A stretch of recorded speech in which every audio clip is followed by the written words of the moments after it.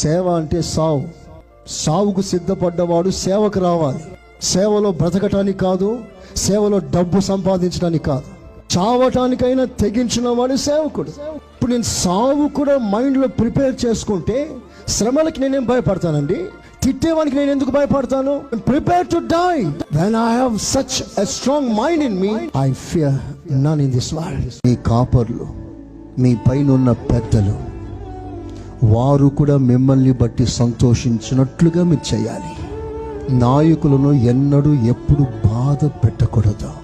చాలా మంది సేవకులు నాయకుల్ని బాధ పెడతా ఉంటారు. కొన్నిసార్లు సేవకులు వారిని బట్టి ఏడుస్తాడు. బైబిల్లో రాస్తుంది, మీ తల్లి మీ తండ్రి వారి పిల్లల విషయంలో ఏడుస్తే ఆ కన్నీళ్లు, ఆ ఏడుపు శాపంగా వారి తరతరాలు వారిని వెంబడిస్తుందట.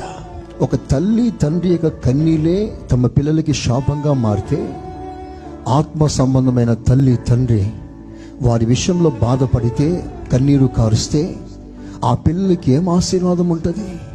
పాఠం ఏమిటంటే, ఎన్నడూ మీ ద్వారా, మీ ప్రవర్తన ద్వారా నాయకులు ఎప్పుడు బాధపడకూడదు.